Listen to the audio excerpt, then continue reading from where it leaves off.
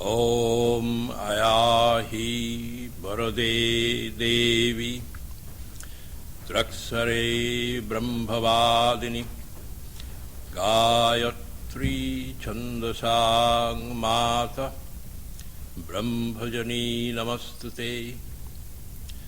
Om Asato Ma Satagamaya Tamaso Ma Jyotirgamaya Mrittur Ma Amritangamaya Aviravir Maedhi Rudra Yatte Dakshinamukham Te Namang Pahi Nityam Te Namang Pahi Nityam.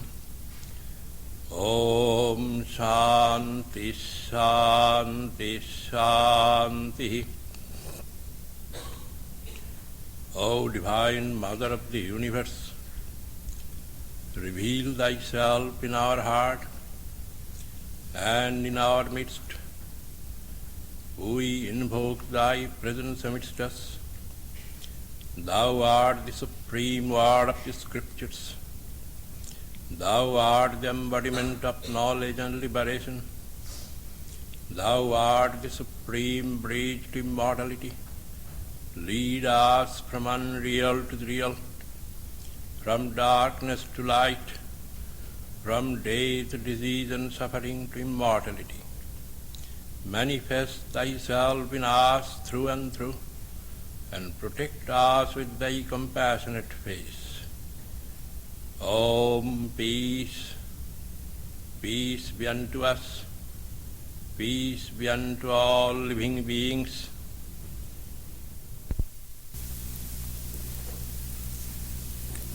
I'm reading an excerpt from Swami Vivekananda.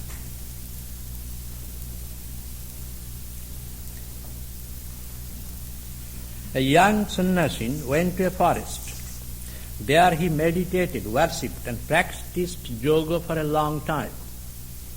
After much hard work and practice, he was one day sitting under a tree when some dry leaves fell upon his head. He looked up and saw a crow and a crane fighting on the top of the tree, which made him very angry. He said, "What? How dare you throw these dry leaves upon my head?" As with these words, he angrily looked at them. A flash of fire went out, such was the yogi's power, and burned the birds to ashes. He was very glad, almost overjoyed at this development of power. He could burn the crow and the crane by a look. After a time, he had to go to the town to beg his bread. He stood at a door and called out, "Mother, give me food." A voice came from inside the house, "Wait a little, my son." The young man thought, "You wretched woman, how dare you make me wait? You do not yet know my power." While he was thinking thus, the voice said again, "Boy, don't be thinking too much of yourself. Here is neither crow nor crane." He was astonished. Still he had to wait. At last the woman came, and he humbly said to her, "Mother, how did you know that?" She said, "My boy, I do not know your yoga or your other practices. I am simple, ordinary woman. I made you wait because my husband is ill, and I was nursing him. All my life I have struggled to do my duty. When I was unmarried, I did my duty to my parents. Now that I am married, I do my duty to my husband. That is all the yoga I practice. But by doing my duty, I have become illumined. Thus, I could read your thoughts and know what you had done in the forest." She further told him that if he wanted to know something higher, he should go to the market of a certain town, where he would find a badho, a butcher, who would tell him something that he would be very glad to learn. The sannyasi thought, "Why should I go to that town, and of all, to a butcher?" But after that, what he had seen, his mind had opened a little, so he went. When he came to the town, he found the market. There he saw at a distance a big fat butcher cutting meat with a big knife, talking and bargaining with different people.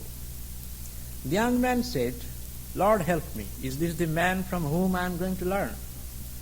He is the incarnation of a demon, if he is anything." In the meantime, the man looked up and said, "Oh, Swami, did a lady send you here? Take a seat until I have done my business." The sannyasin thought, "What comes to me here?" He took a seat, however. The man went on his work. After he had finished, he took his money and said to the sannyasin, "Come, sir, come to my house." On reaching home, the butcher gave him a seat, saying, "Wait here," and went to the house. He then bathed his old father and mother, fed them, did all he could to please them, after which he came to the sannyasin and said, "Now, sir, you have come here to see me. What can I do for you?" The sannyasin asked him a few questions about the soul and about God, and the butcher gave him a lecture which forms a part of Mahabharata called the Bhagavad Gita. It contains one of the highest flights of Vedanta. When the butcher finished his teaching, the sannyasin felt astonished. He said, "Why are you in this body? With such knowledge as yours, why are you in a butcher's body and doing such filthy, ugly work?" "My son," replied the butcher, "no duty is ugly, no duty is impure. My birth, plus the circumstances and the environment. In my boyhood, I learned the trade. I am unattached and try to do my duty as well as a householder. I do all I can to make my father and mother happy. I neither know your yoga nor have become a sannyasin, nor have I gone out of the world into a forest. Nevertheless, all that I know has come to me through the unattached doing of duty which belongs to my position. It is the worker attached to results who grumbles about the nature of the duty which has fallen to his lot. To the unattached worker, all duties are equally good and form efficient instruments with which selfishness and sensuality may be killed and the freedom of the soul secured. We are all apt to think too highly of ourselves. Our duties are determined by our deserts to a much larger extent than we are willing to grant. Competition arouses jealous envy, and it kills the kindliness of the heart. To the grumbler, all duties are distasteful. Nothing will ever satisfy him, and his whole life is doomed to failure. Let us work on doing whatever happens to our duty, and be ever ready to put our shoulders to the wheel. Then surely we shall see the light. These are in the context of what Bhagavad Gita tells us. The last chapter of the Bhagavad Gita sums up the teachings which were elaborated in the previous 17 chapters. Putting aside the theological and philosophical intricacies, the message which could be designated as a closing message for our practical understanding is that Bhagavad Gita gives us a philosophy of living which is practical, livable, and realistic. The Bhagavad Gita has no meaning or usefulness unless it is practiced and lived. It has no patience to speculate, argue, or think. It means practical teachings. So its message is live the realistic way and make yourself free. It first says that way of living has much to do what we want, how we want, and when we want. Living can be of various types. For example, it can be idealistic living. There are a large number of people who live in the idealistic cloudland. For them, the world is divine, imbibing and pulsating with divine spirit. They ignore, often reject another part which is impractical, which is human. Often their philosophy is based on divinity, all divinity, which is absolute. The ways of the world, the human frailties, the incompleteness of different people, they ignore.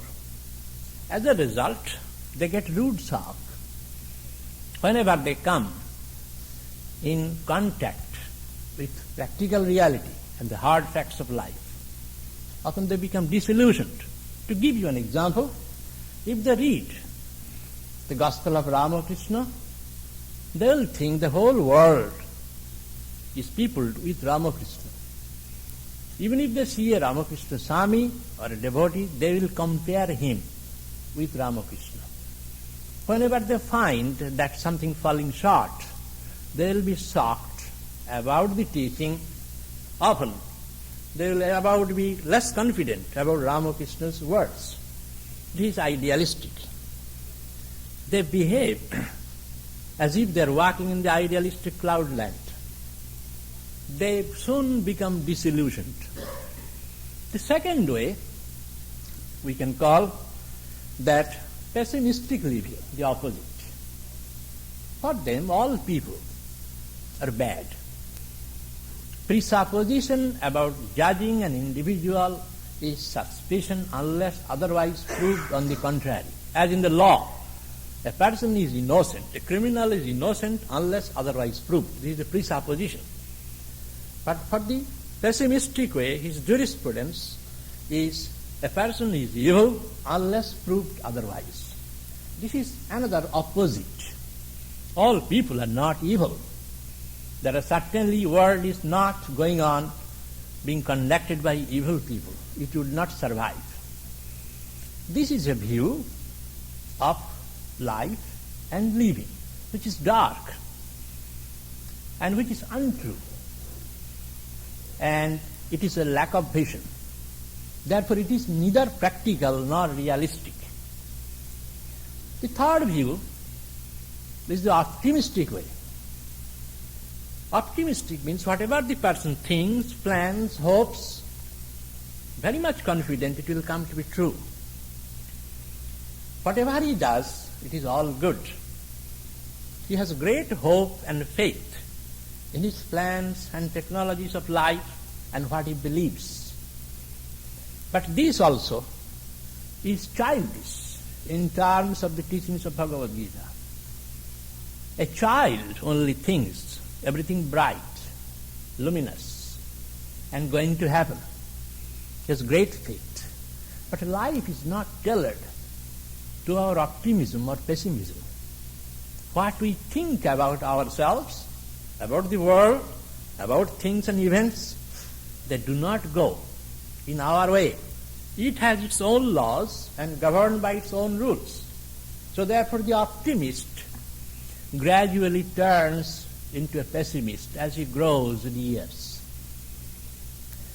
The third, or the fourth, we can say, the compulsive way. Compulsive way of life is very rigid. If he forms a view, he must stick to it. He cannot bend. He cannot change. He has to do.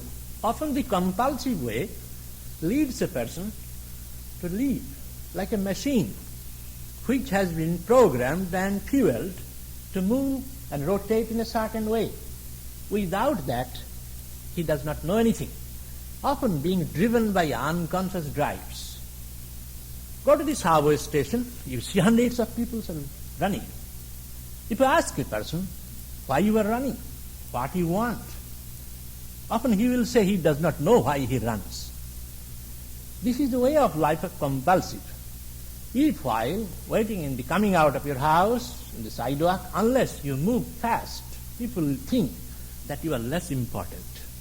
You have to move fast, talk fast, and express your concern, hurry and scurry, as if these are part of the life and they pay us. This is called compulsive way.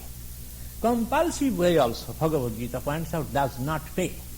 Finally, there is called dreamy way of life, living in fantasy. Large number of people, they live on fantasy, a dream. Their family relations, social relations, business relations are built on ideas and fantasies which have nothing to do with reality. They live in the world of imagination and very soon get rude shocks from all directions and ultimately break down. Therefore, the Bhagavad Gita's message is, listen, be realistic. You need not be philosophic. You won't have to be idealistic. It does not pay. To be pessimistic is wrong. To be optimistic is childish. To be dreamy, it is madness. And to be compulsive, it is irrational. Therefore, be realistic. In course of time, it says the realistic living or the philosophy of life is that which pays. And that payment you won't have to wait until after death, as in the case of theistic religious systems which call for salvation. First he says that be realistic about what you want. What you want, that is the goal, it says. We all want, but we do not know what we want. And therefore we feel hurry and worry. If we know what we want, probably we will not feel worry. 90% of the people, they want, but really they do not know what they want. But they want. So therefore, to be realistic means what you really want. It asks to set up a goal. So therefore, being realistic in having a goal of life. Much of the frictions, conflicts, tensions and worries of life are there because a human individual living in a practical, bustling world is disorganized and divided. He is not oriented to one goal. First, many do not have any goal. For those who have goals, their goals are often in conflict with one another. Their economic goal, professional goal, educational goals, they are in opposition. One does not fit in with the other. Bhagavad Gita is telling all the goals which are priorities, we do have, we must have, this is necessary. But unless they are geared to one goal, that will create unending conflict. It will make the life meaningless. Much of the energy will go to diffuse the tension and worry which build up for nothing. So therefore, the goals, all the goals, our material goal, our aesthetic goal, intellectual goal, they all should be geared to one goal so that it will be an integrated way. Integrated means the entire life will rotate with a particular specific rhythm. It has no inbuilt conflict. This goal, for example, for many, it can be a material goal. To the material goal, all other goals are being subordinated. Earning money, for example, that is the prime goal. That is dominating educational goal. I go to school, take a course, get a degree so that I will get more money. I pray and meditate so that I will have peace. I will have peace, therefore I will have more efficiency. I will have more efficiency means I will survive competition. I will survive competition means I will get a permanency in my position. Therefore it will give me more money. So therefore all spiritual practices, philosophy, even if I read some material, whether it will add to my material efficiency.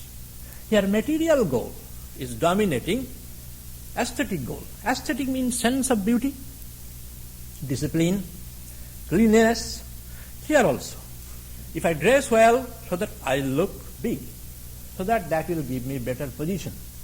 Aesthetics also is being subordinated to material goal. Gita says, You can have it, but you must accept the limitations of a material goal. There you should not grumble. Material goal can give you only material satisfaction, which is changing, which is insecure. As Ramakrishna says, after all, money, what it can give you? Good food and good apartment. That also is doubtful in modern conditions. Therefore, you cannot say that these two things it can give you, nothing more than that. So therefore it has its limitation. Then the material goal is governed by its material rules. Its buying and selling, its rises and fall in prices, expectations, market prices. So therefore it will be highly volatile. And that volatile nature of the goal and its attainment will make you volatile, unsteady. You will be like a commodity. So therefore you must be ready to accept yourself as a commodity to be sold and handled by the brokers and the market people. Don't grumble. Next best goal is aesthetic or intellectual, the goal of life. There are sections of people, educated, elite, they do not have any particular goal.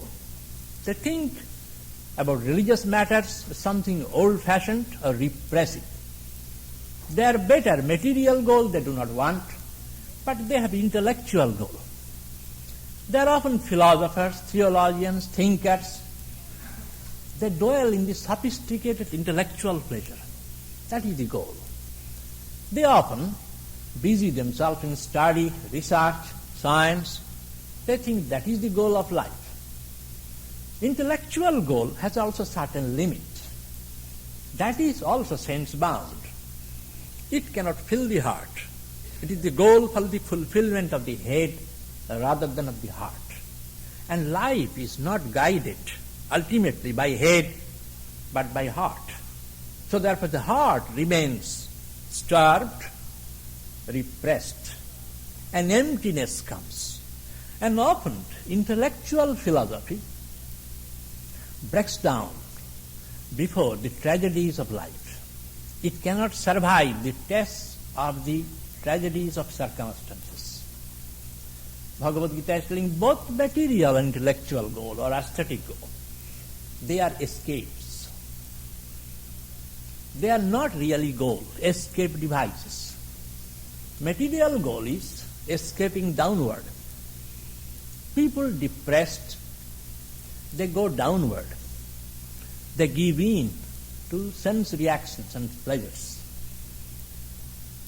Bored with the life, they go to drinking, watching movie, watching TV, when there is nothing to do, dry, uninspiring. So is the escape device the intellectual goal. It is escaping sideways. Real goal, if it is, Gita is pointing out, it is supposed to be spiritual goal. Man's maladies, his anxieties and worries, unhappiness, they are not really maladies, they are symptoms of a deeper malady, which is being beside one's own self, much deeper. So therefore, this malady, which is inborn, which is built on or sustained by a deep-seated ignorance, that cannot be remedied by material, aesthetic, spiritual, psychological or philosophical solution. They are insufficient to give us a radical, abiding solution. They are halfway houses. One problem you solve, then that very solution becomes a problem within a few days. Then you begin to solve another problem. In this way, ad infinitum, the series goes on. This spiritual philosophy is being said, what is that? Being your own self. Bhagavad Gita says that this goal is most natural. This is the fundamental hypothesis of all religious doctrines, that to love God, to have a spiritual goal is not unnatural. It is the most natural. Man is divine. It is the basic teaching of the major religious doctrines. To be otherwise is a perversion. Man's frailties, his ugliness, and his evil behavior is more unnatural. An evil man, a man gives in to various vices. That man is the first person who is dissatisfied with himself. This dissatisfaction leads to do these things. So therefore this is unnatural. He is never happy with it. That is why such a person feels guilt. The feeling of guilt is the proof that the way or the thoughts or the actions he performs, they're unnatural to him, foreign to him. He's trying to get rid of them. He's never happy with them. So therefore his goal of aspiring to be something spiritual is most natural and realistic. Man is a component. He has a soul. He uses the body-mind complexes for experiences. So therefore he, in every dimension, he has a priority. But one priority is dominating all other priorities. So therefore he needs a spiritual solution. Politics, material, technology, they give us material solution. Often material psychological solutions are not really solutions. You get fed up with one problem, you exchange it with another problem. This is. If you are bored with black and white TV, you get a colored TV. That is not a solution. You are changing one problem with another. Then that also becomes a problem. Problem continues to be problem. This goal, having a spiritual goal, is telling that goal should dominate all other goals. That is most healthy, Bhagavad Gita is telling. Bhagavad Gita's language has been very pragmatic. Why you should follow? Bhagavad Gita is telling, because it will give you more peace, happiness. Finally, God. God, Bhagavad Gita, is unlimited abiding happiness. This is what you want. If you want this thing, then you must follow a realistic way that you want that. Your goal and the means, they are should not be in variance with each other. It is most realistic thinking. So therefore, think of it, discriminate. Be goal-oriented. Be realistic in choosing a goal which is most certain, which fulfills all desires, and which is attainable. That third aspect is very important in the light of the Bhagavad Gita. We may choose a goal which is maybe high, maybe perfect, but is it within my capacity to realize? Bhagavad Gita saying goal is to be one's own self. Different systems have given a name: communion with God, samadhi, illumination, awakening, living in paradise. What it means? Bhagavad Gita is telling, some are telling, you will attain this as a reward of pious living after death. Some are telling you will attain it in a graduated way. Taking all the religious systems together, three ways of salvation being spoken of.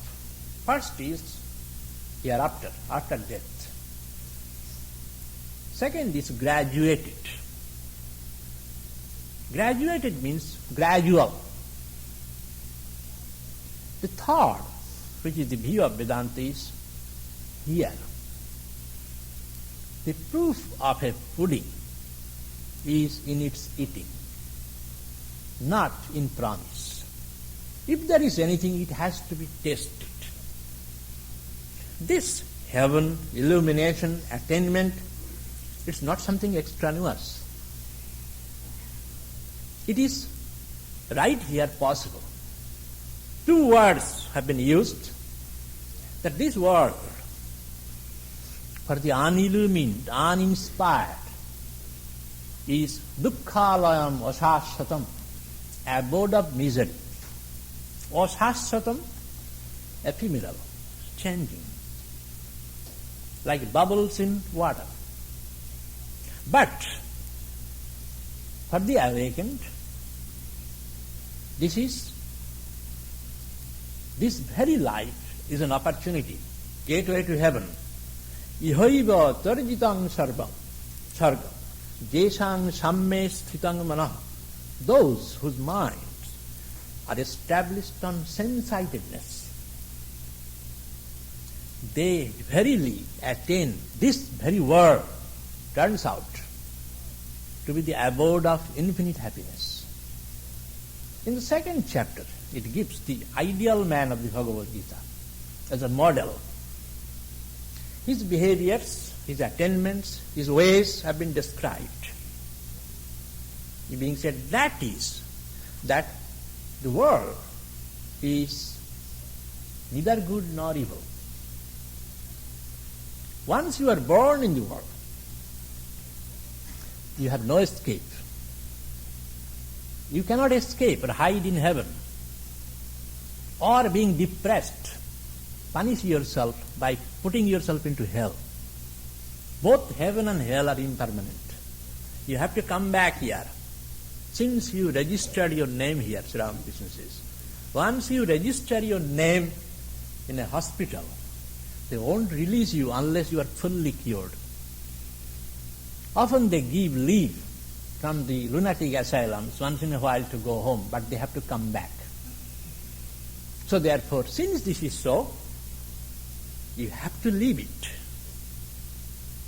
There is no escape in committing suicide, no escape in keeping yourself away in a heavenly pleasure. Again, you will have to come back. So therefore, you must know this and be free here. This freedom is being given. There is no escape until you see this universe, which is called Vishwarupa, Bhagavad Gita says in the 11th chapter, the universal form of God.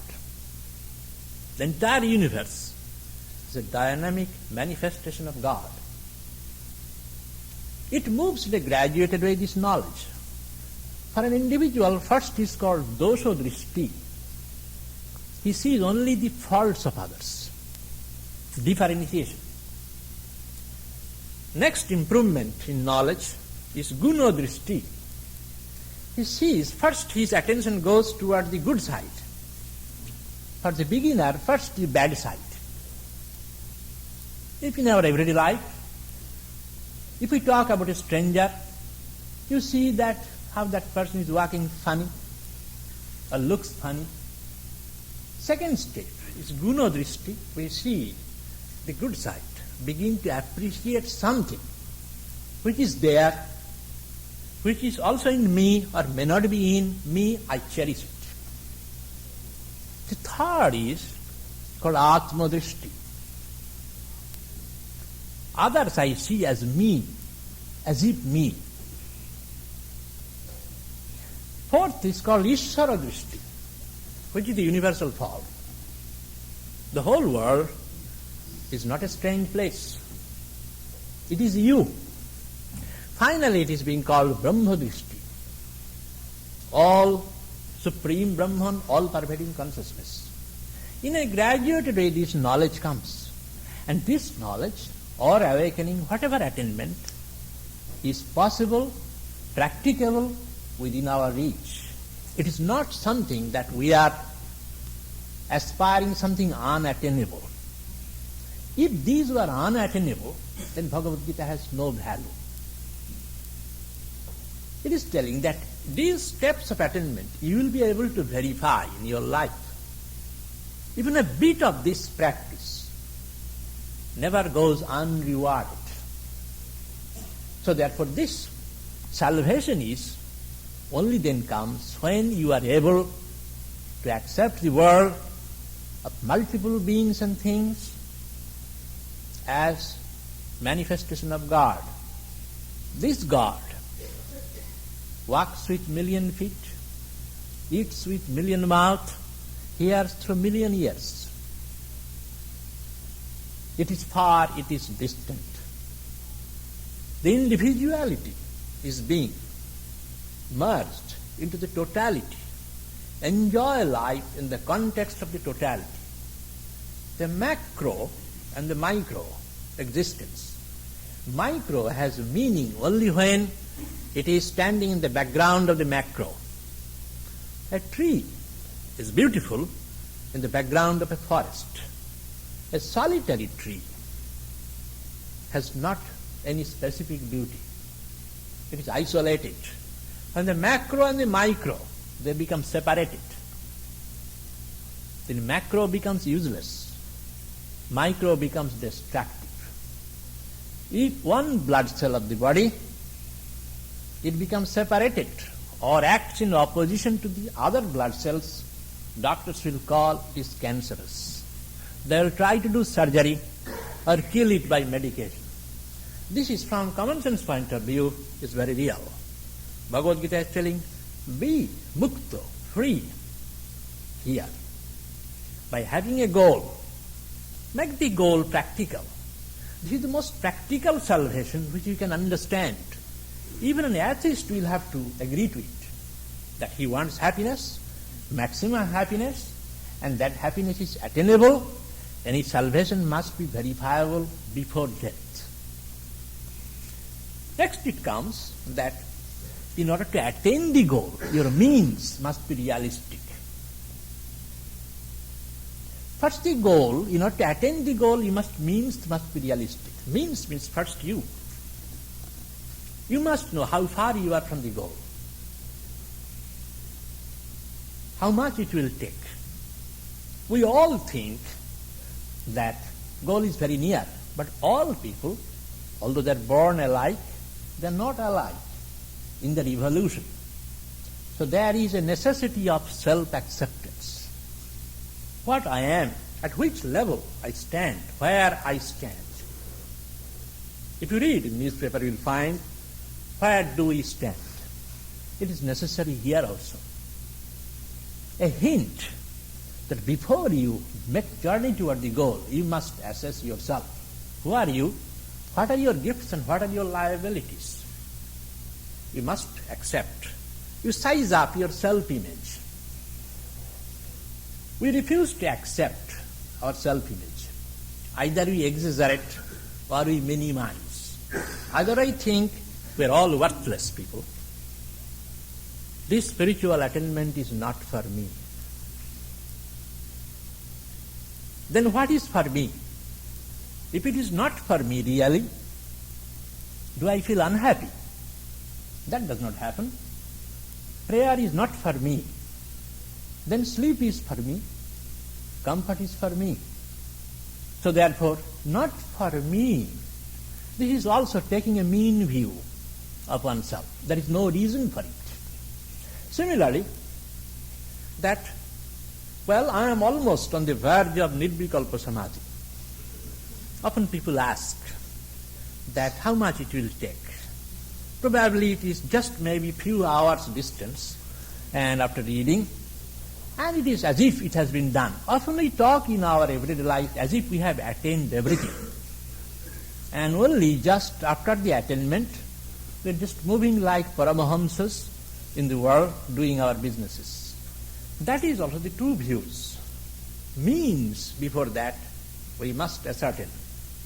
According to the distance, we have to make work. And that work has to be done by ourselves. There is a hint that you are what you are. The two words have been spoken of. Accept your svabhava. Act according to your sadharma. Svabhava means self-image. I am born with a certain heredity, with certain figure, certain circumstances. These I did not choose. Since before I was not consulted, before I was born, whether I will be a man or a woman, whether I will be born in India or America, whether I will have better spiritual potentialities or not, this is where I was never consulted about them. I did not have any choice. Therefore, I do not have also responsibility. I accept it. It is like you go to play a role in a theater. The manager assesses your potential, gives you a role. That you play the role of a page boy. To another, you play the role of a king. We need not grumble. A good player can make a big fame in playing the role of a page boy, and a bad player, even if given the role of an emperor, he will be a failure. We forget about that. We think if we can somehow grab the role of a king, then the role would be great, headlines will come out. Headlines will come out certainly, but not very desirable headlines. So therefore Bhagavad Gita is telling your role is to play. Everybody thinks that he can be president of the United States. So there is a joke that an elderly man, educated, used to teach political science, that U.S. Constitution gives the democratic right everybody to become president. When in the school I used to read that anybody can be president. I did not believe. Now really I believe it.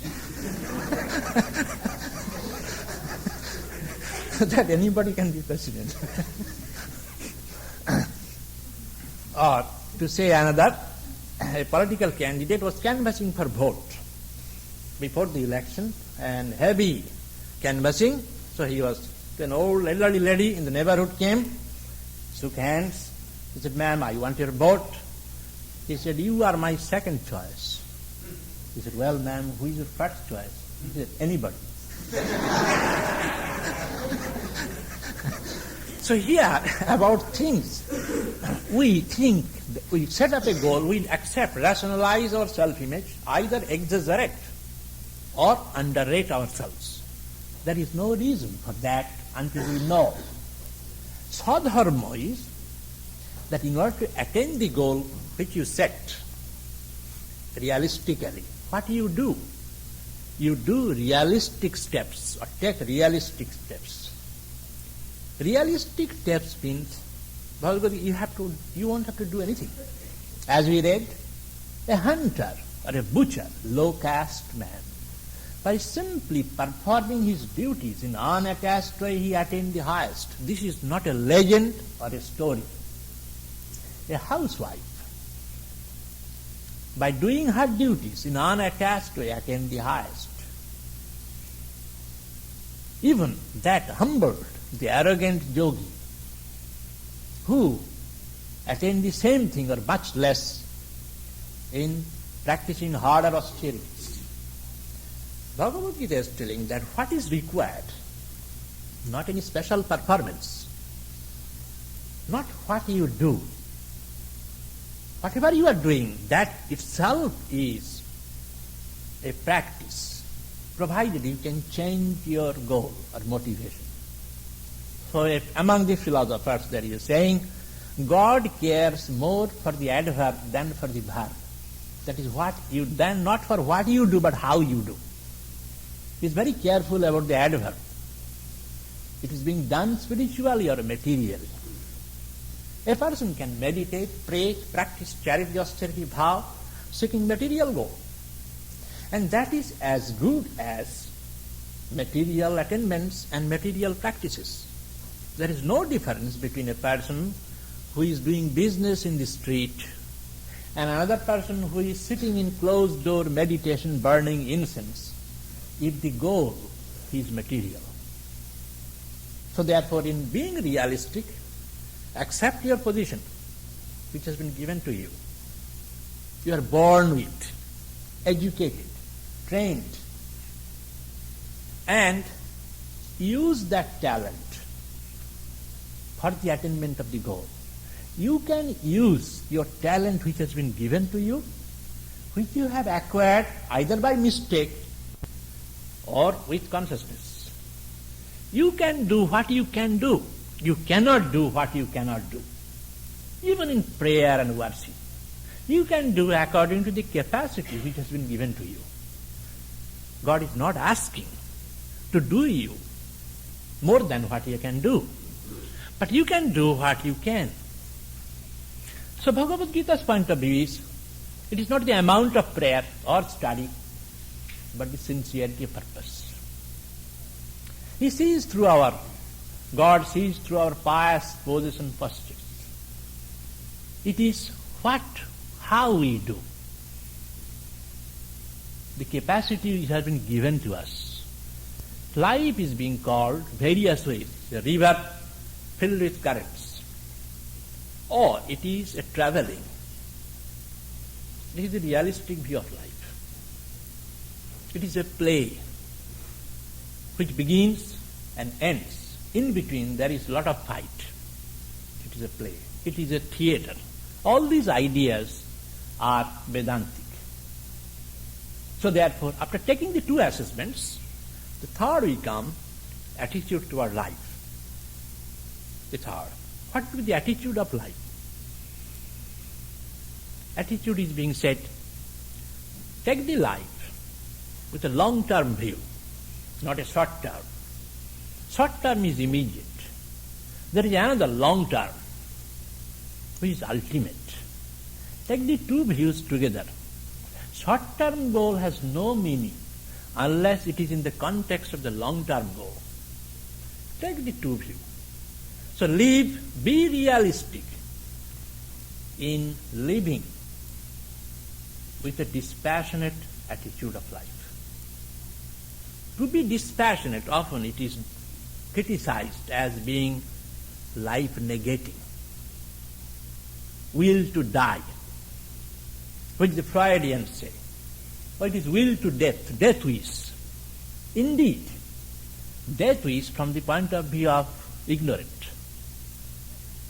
Will to death has been equated, or death wish, as with the idea of renunciation. Frankly speaking, there is no conflict. A man does not want the image what he has. In everyday life, a person changes dress, hairdo, shoes, automobile. Why? He is not happy with what he has.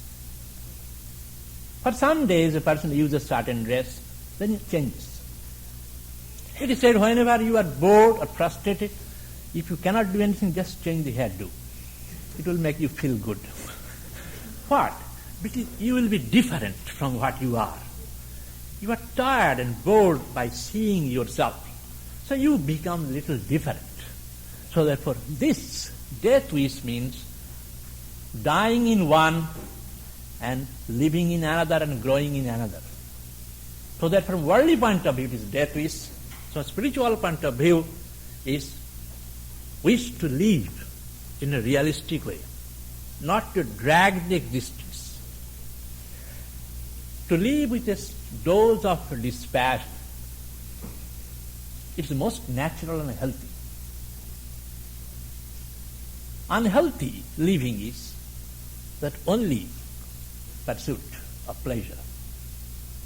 Dispassion means carving it, learning to die in a measured way. So Ramakrishna said in a Bengali in the Gospel, live in the world by taking a dose. The Bengali word he used, nesha. Nesha means wine intoxication. A very popular word has been used in the Gospel, golapi nesha. Golapi means in a measured glass, as some people drink. Just to give a sense of euphoria, not to make too much drunk. So therefore, this spiritual intoxication should be in a measured way you take. Everyday living has intoxication. When you mix with people, during your business hours, you see pictures, hear sounds, they create worldly intoxication within you. That intoxication is just like wine intoxication. It arouses desires. So therefore, it darkens the mind.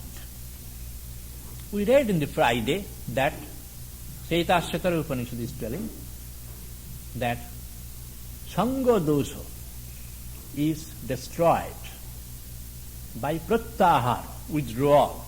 Sangha dosha is being said, a man. Sangha means association. The moment you mix with various types of people, you imbibe bits and pieces of those people. If they're good, it will be good. If they're not, that will be yours. That thing should be obviated, cleansed daily by practicing pratyahara, withdrawal, going into solitude, going into holy atmosphere, going into a temple, cutting off physical and mental. Often physical withdrawal also helps the mental withdrawal. So therefore, this dispassion should be practiced. It is very healthy. To be otherwise is unhealthy. Day and night being optimistic, everything will happen according to my plan, or everything is not going to happen according to my plan. Both are unhealthy. To take a dark view or to take an optimistic view. If death is certain, that doesn't mean that we will, instead of living in the apartment, we will find out a room in a funeral parlor and lie down in a coffin from today. One does not warrant that. That will be too much and too far. Or, there is no reason to think if I buy a house or make an apartment, that is my permanent. We consider a motel as a motel, but a house not as a house. But this is my permanent residence. Bhagavad Gita says that is unhealthy. Everything is a motel. So life is a traveling. You are born, you will die. To think of this called how to live with a dose of dispassion. There is no such thing as a dispassion pill. Through daily, Bhagavad Gita says, these thoughts must be chanted, studied to some extent, to counterbalance our other chanting. Throughout the day, in our professional life, we are chanting. Chanting and study going on. To counteract that, you do some more different chanting. That is healthy reading material. Daily must be studied. These are associated with prayer and worship. By that, the perspective, it is like a compass. Spirit of dispassion has been called a compass. Once in a while to see which direction I am going. Compass will give you the outlook, whether you are going right direction or wrong direction. So therefore, attitude of dispassion should be cultivated daily in daily life. This is realistic, healthy, practical. It will cut short all the evil effects of involvement which we imbibe by our daily life and communication. Third is being said that be realistic about your actions. Learn to act, and realistically. When you act, it is being said, be prudent. So many times I have said, in actions, when you act, you consider certain factors. First, there is no such thing as perfect action. Second, when you act or begin something, you must know ask whether you can finish it. That is your capacity. Don't begin to act something which is much beyond your capacity. Third, assess your resources which you have. You can act only that for the resources you have been given. Fourth, do you have the know-how to act? That is some knowledge. Finally, keep a scope for the hand of God, which is destiny. Take all the 5 considerations in everyday life. Don't think that it will all succeed, or don't think it will fail. You have the choice to act, but you have no choice what will be the result. The result goes to God. As in a play, the result goes to the theatre company. You are given the role to play. Often the role can be the role of a buffoon. in this world. Role of a husband, role of a mother, father. How best you can play the role. That playing the role with non-attachment or offering to God, that is being discussed here. So consider these 5 factors. We so often forget the fifth one. We assess the resources, plan it, we study ourselves, everything. Then we forget the 5th one. As a result, we come to grief. In any action, these things must be taken care of. 3 ways of performance being discussed. One is called tamasica performance. A person begins before thinking. First begins, then thinks. Dark. They often imitate. Others are meditating, so I should meditate. The person does not have an individuality. This is called tamasica performance. Dark. Impulsive. Rajasica performance, to be brief, the person overstrains. It swallows more than it can chew. Accept responsibilities. Then does not perform. The first one, tamasica, quits the field whenever he finds a difficulty. The rajasica does not quit the field but bleeds unnecessarily. A job which a person accepts or a responsibility which will require overstraining, eating up all energy called rajasica performer, bleeding. It is like a snake swallowed a frog, a water snake swallowed a frog. Neither it is painful both for the frog and for the snake. Neither it can swallow, nor it can ejaculate or eject. In a pitiful condition. The third is being said, sattvika performer, the ideal performer in action. He first assesses, takes a long-term, short-term view. Once he begins, he will be the last man, even if he is the last man on earth. He will wait up to the last, even bitter end. If everybody quits, he is alone. When he begins, he does not depend on others. He depends on himself. And he is ready to see up to the end. 3, if we give an analogy of Sri Ramakrishna, digging hole for water, digging well. Tamasika person does not dig. He sits and he thinks he is digging. Actually, he is not doing anything. Rajasika person, he digs. Somebody says, why you are digging? He comes across a rock. Then he gives up that place, starts digging in another place. Then there also he does not have the patience. He digs another. His life is a series of dried holes, no water.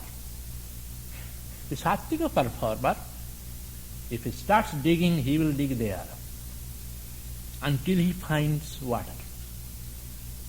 He will dig up to his end. He will dig as much as he can. Even maximum, if the water does not come, he will think, I have done my part. Water coming or not coming, it is the will of God. I tried my utmost. Our guilt conscience comes because we do not try enough and blame God. When we have tried enough, we'll have a right to say that this is the will of God. So often people ask, how to know this is the will of God?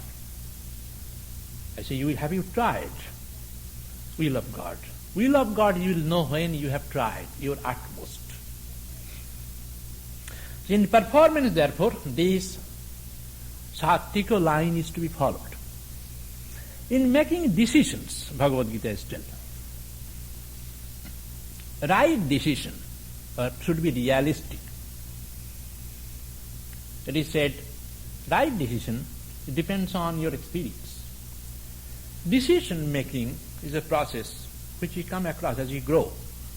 Choice, making a choice. You will find in the Gita and the Upanishad, the teaching is suggestive. Arjuna is telling Sri Krishna, this is this, this is this. Now you choose. In the Upanishad you will find the man confronts a choice, Shreya and Preya.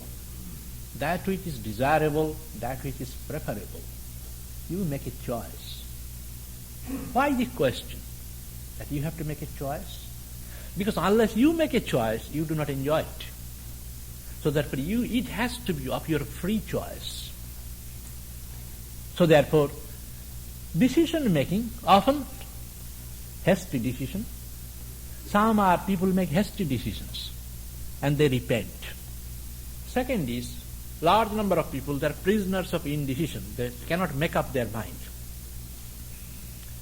And as a result, they meet with an accident. You'll find in the highways, so often the deer, the skunks, they cannot make up their mind when the traffic is moving, which way to go, come back or cross. As a result, they die. Mature decision, right decision should be based on, these are the factors: honesty,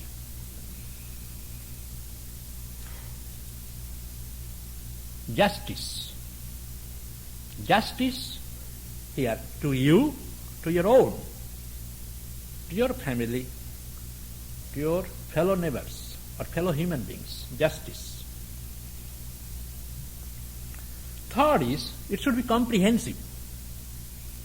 Long-term, short-term interest or goal. That is, in whatever you do, in its result, others have share, whether it is good or bad. As a micro, you have no freedom to do things whimsically. One verse is there in the Bhagavad Gita, that a knower of Brahman, he is not a cause of anxiety to another person, not to the world. He never causes anxiety. Neither he allows the world to cause anxiety to him. Second, he does not disturb the mental makeup of other person by ideas. Third, he does not create a bad precedence for the society. So therefore, he must take into consideration social viewpoint, his own viewpoint, those who are connected with him. That is, as a composite creature, it should be comprehensive. Next, it should be middle way, tempered by discrimination. Finally, it should be spiritual consideration, the long-term view. Generally, decisions are made mostly either on pleasure principle, the first one, which is the large majority do, principle of pleasure. Second is the principle of authority. I decide because I have authority to do. No, you may have power, but you should not misuse the power. To misuse the power, it proves that you are weak. Even in politics also, a government does not call police. It is discredit if he has to call police to subdue things everyday life. That means he does not have popularity. He has to use force. He can use force. That doesn't mean that he will use. So therefore, authority. Third, unlimited freedom. That I decide, only I can decide when I have maximum freedom and choice. It is like a person wanted to take dip on a holy day in India to the Ganges. He was looking for a nice ghat. And he has to take a dip between sunrise and sunset. But he could not make up his mind. He could not get a perfect ghat where he can take his dip. So even in everyday life, many people you will find they go to buy clothes. They cannot make up their mind. Ultimately, they come home and whatever they buy, they will repent. And this is a common thing. And then they will go and again change, and they are not satisfied. Rarely a person finds satisfaction that he did the right bargain. So finally, perfectionist tendency, this is called, they are looking for perfect. There is nothing perfect in this world to make a decision. So therefore, right decision should be tempered as middle way. It must be honest that it is not creating guilt in the mind. This is one of the signs that mind inside is okay. If there is anything cover up, inner conscience will say that it is not right. It should be comprehensive, taking into account others' unknown factors, social factor, family factor, and other related. Am I doing justice to all, maximum possible? When these are taken, then decision becomes right. This cannot be learned, Bhagavad Gita says, by reading Bhagavad Gita. You have to act. So there he is saying that a right decision results from long experience, and long experience is the result of long inexperience. So therefore it comes out of that. Next is, be realistic with your relationship with others around you. Same principles will go, that you must live in harmony with others. But harmony can be practiced with prudence. Do not disrupt the buddhi of others. One verse is, na buddhi vedam. A Nwara Brahman, he can come down to the level of a child. He does not disrupt his steps of evolution. Second, he does not cause anxiety to others. He is truthful but pleasant. He does not tell the unpleasant truth. He accepts the practical side of person. That is human frailty. Lips which will praise you today will curse you tomorrow. Be ready for it. Those whom you will do best, they will be ungrateful to you. You know it beforehand. So repent beforehand so that you won't have to be surprised. If you know this, then you will not be surprised by the world's events. So therefore, about knowing fully you do. Those very people you will do good, they received from you, they will be the first to throw mud at you. This is a human frailty. But if you are patient enough, it will pay you in the end. Bhagavad Gita is telling that the result of living in the world is that you will develop dispassion. The world itself is a school, its events. It will ultimately take your mind to God if you work conscientiously. Your dream will break. A great knowledge will come. Next is, what you want and aspire and what you expect, that depends on how you act. So therefore, do not brood over the past failures and mistakes. Past is past. Do not dream about the future. By brooding over the past, bemoaning, cursing, past is not obliterated. And by dreaming in fantasy about the future, the dream does not become true. Act on the living present. Your present is the result of your past. If your future will depend on what you do. So therefore, philosophy does not help to solve the difficulties of life. Neither theology. What helps is full-blooded actions, which is realistic. That which is realistic is spiritual. That which is spiritual is also pragmatic. The Upanishad describes such a person as the wise, pragga. The ideal man of the Bhagavad Gita is called sthita pragga, whose pragga has been awakened, established.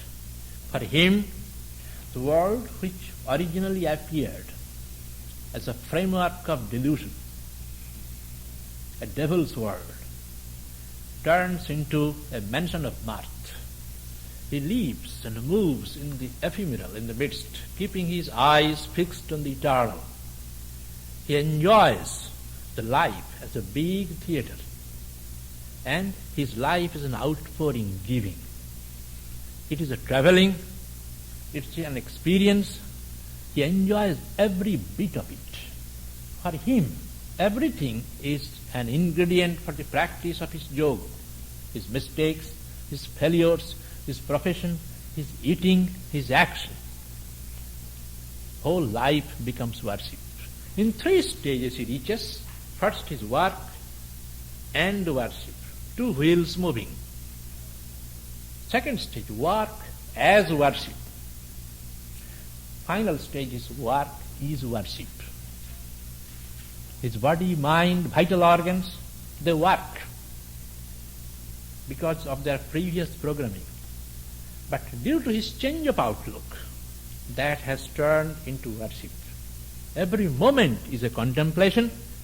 He lives, moves, being imbibed or mounted on the chariot of yoga. His body becomes a chariot, vehicle. So therefore, whatever he does, it becomes yoga. That is the final message of the Bhagavad Gita, that this very life can be turned into yoga, to making it blossoming forth in various directions. Thank you. Om Sthapakaya Dharmasya Sarvadharma Sarupine Avatara Varisthaya Ramakrishna Te Namaha. We bow down to Sri Ramakrishna, who is the embodiment of truth, establisher of religions and foremost of the incarnations of God. Om peace, peace be unto us, peace be unto all living beings.